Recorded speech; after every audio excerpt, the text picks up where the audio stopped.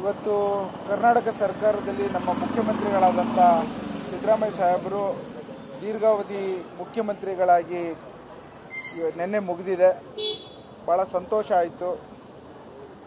ಹಾಗೂ ಅವರೇ ಹೆಚ್ಚಿನ ಆಯವ್ಯಯ ಮಂತ್ರಿಗಳಾಗಿದ್ದುಕೊಂಡು ಇವತ್ತು ವಿಶೇಷವಾಗಿ ಸರ್ಕಾರದ ನಿರ್ವಹಣಾ ವ್ಯವಸ್ಥೆ ಭಾಳ ಅಚ್ಚುಕಟ್ಟಾಗಿ ಮಾಡ್ತಾ ಇದ್ದಾರೆ. ಅವ್ರಿಗೆ ಶುಭವನ್ನು ಕೋರುವಂಥದ್ದು ಇಡೀ ಕರ್ನಾಟಕ ರಾಜ್ಯನೇ ಮಾಡಿರುವಂಥದ್ದು ನಮಗೆಲ್ಲ ಸಂತೋಷ ತಂದಿದೆ ಅಂತ ಹೇಳಬಲ್ಲೆ ನಾನು. ಈ ಸಂದರ್ಭದಲ್ಲಿ 2028ಕ್ಕೂ ಕೂಡ ಅವರು ಸಿಎಂ ಆಗಲಿ ಅನ್ನೋಂಥ ಹೇಳಿಕೆಗಳು ಕೇಳಿ ಬರ್ತಾ ಇದೆ ಸರ್. ಅದೆಲ್ಲ ಹೈಕಮಾಂಡ್ ತೆಗೆದುಕೊಂಡಂಥ ನಿರ್ಧಾರ. ಇವತ್ತು ನಮ್ಮ ಅಭಿಲಾಷೆಗಳನ್ನು ಹೇಳಿದ್ದೇವೆ.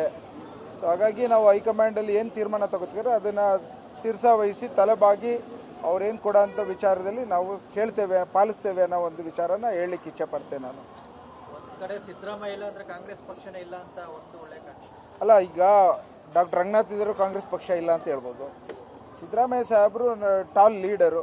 ಇವತ್ತಿನ ದಿನ ಕರ್ನಾಟಕ ರಾಜ್ಯಕ್ಕೆ ಬಡಸ್ತನದ ನಿರ್ಮೂಲನೆ ಮಾಡಿದಂಥ ನಾಯಕರಾಗಿದ್ದಾರೆ. ಡಿ.ಕೆ. ಶಿವಕುಮಾರ್ ಸಾಹೇಬರು ಅಧ್ಯಕ್ಷರಾದ ಮೇಲೆ 140 ಸೀಟನ್ನು ತಂದಿದ್ದಾರೆ. ಎಲ್ಲರ ಅವಶ್ಯಕತೆ ಭಾಳಷ್ಟಿದೆ. ಸಿದ್ದರಾಮಯ್ಯ ಸಾಹೇಬರು ಮತ್ತು ಡಿ.ಕೆ. ಶಿವಕುಮಾರ್ ಸಾಹೇಬ್ರವರ ಅವಶ್ಯಕತೆ ನಮ್ಮ ಸರ್ಕಾರಕ್ಕೆ ಮತ್ತು ಕಾಂಗ್ರೆಸ್ ಪಕ್ಷಕ್ಕೆ ಇದೆ ಅನ್ನೋದನ್ನು ಹೇಳಬಲ್ಲೆ ನಾನು. ಅಫ್ಕೋರ್ಸ್ ಎಲ್ಲರೂ ಸೇರಿ ಎಲೆಕ್ಷನ್ ಮಾಡ್ತಾರೆ. ಡಿ.ಕೆ. ಶಿವಕುಮಾರ್ ಸಾಹೇಬರು ಮುಂದಿನ 28ಕ್ಕೆ ಮತ್ತೊಮ್ಮೆ ಕಾಂಗ್ರೆಸ್ ಸರ್ಕಾರವನ್ನು ತರ್ತಾರೆ ಅಂತ ಹೇಳಬಲ್ಲೆ ನಾನು. ಈಗ ಹುಬ್ಳಿಯಲ್ಲಿ ಒಂದು ಪ್ರಕರಣ ಆಗಿದೆ ಸರ್. ಒಬ್ಬ ಮಹಿಳೆಯನ್ನು ಬೆತ್ತಲೆ ಮಾಡಿ ಪೊಲೀಸರೇ ಹೊಡೆದಿದ್ದಾರೆ.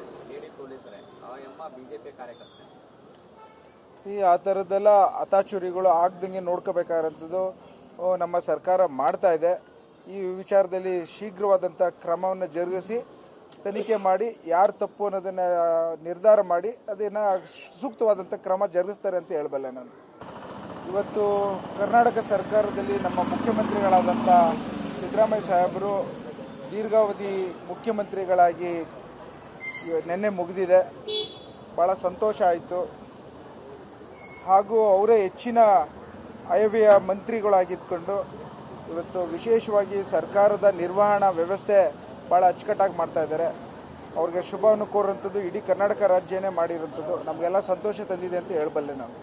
ಈ ಸಂದರ್ಭದಲ್ಲಿ 2028ಕ್ಕೂ ಕೂಡ ಅವರು ಸಿಎಂ ಆಗಲಿ ಅನ್ನೋಂಥ ಹೇಳಿಕೆಗಳು ಕೇಳಿ ಬರ್ತಾ ಇದೆ ಸರ್. ಅದೆಲ್ಲ ಹೈಕಮಾಂಡ್ ತೆಗೆದುಕೊಂಡಂಥ ನಿರ್ಧಾರ. ಇವತ್ತು ನಮ್ಮ ಅಭಿಲಾಷೆಗಳನ್ನು ಹೇಳಿದ್ದೇವೆ. ಸೊ ಹಾಗಾಗಿ ನಾವು ಹೈಕಮಾಂಡಲ್ಲಿ ಏನು ತೀರ್ಮಾನ ತಗೋತೀರೋ ಅದನ್ನು ಶಿರಸಾವಹಿಸಿ ತಲೆಬಾಗಿ ಅವ್ರೇನು ಕೊಡೋ ಅಂಥ ವಿಚಾರದಲ್ಲಿ ನಾವು ಕೇಳ್ತೇವೆ, ಪಾಲಿಸ್ತೇವೆ ಅನ್ನೋ ಒಂದು ವಿಚಾರನ ಹೇಳಲಿಕ್ಕೆ ಇಚ್ಛೆ ಪಡ್ತೇನೆ ನಾನು. ಒಂದು ಕಡೆ ಸಿದ್ದರಾಮಯ್ಯ ಇಲ್ಲ ಅಂದ್ರೆ ಕಾಂಗ್ರೆಸ್ ಪಕ್ಷನೇ ಇಲ್ಲ ಅಂತ ಒಂದು ಒಳ್ಳೆ ಅಲ್ಲ, ಈಗ ಡಾಕ್ಟರ್ ರಂಗನಾಥ್ ಇದ್ದರು ಕಾಂಗ್ರೆಸ್ ಪಕ್ಷ ಇಲ್ಲ ಅಂತ ಹೇಳ್ಬೋದು.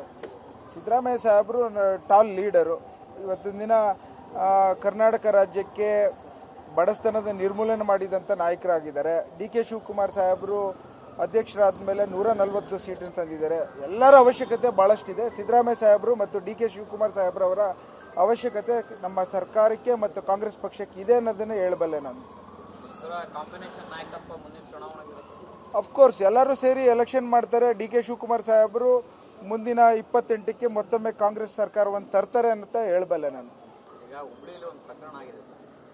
ಒಬ್ಬ ಮಹಿಳೆಯನ್ನು ಬೆತ್ತಲೆ ಮಾಡಿ ಪೊಲೀಸರೇ ಹೊಡೆದಿದ್ದಾರೆ. ಲೇಡಿ ಪೊಲೀಸರೇ ಎಂಬ ಬಿಜೆಪಿ ಕಾರ್ಯಕರ್ತೆ. ಆ ಥರದ್ದೆಲ್ಲ ಅತಾಚುರಿಗಳು ಆಗ್ದಂಗೆ ನೋಡ್ಕೋಬೇಕಾದಂಥದ್ದು ನಮ್ಮ ಸರ್ಕಾರ ಮಾಡ್ತಾ ಇದೆ. ಈ ವಿಚಾರದಲ್ಲಿ ಶೀಘ್ರವಾದಂಥ ಕ್ರಮವನ್ನು ಜರುಗಿಸಿ ತನಿಖೆ ಮಾಡಿ ಯಾರು ತಪ್ಪು ಅನ್ನೋದನ್ನು ನಿರ್ಧಾರ ಮಾಡಿ ಅದನ್ನು ಸೂಕ್ತವಾದಂಥ ಕ್ರಮ ಜರುಗಿಸ್ತಾರೆ ಅಂತ ಹೇಳಬಲ್ಲೆ ನಾನು.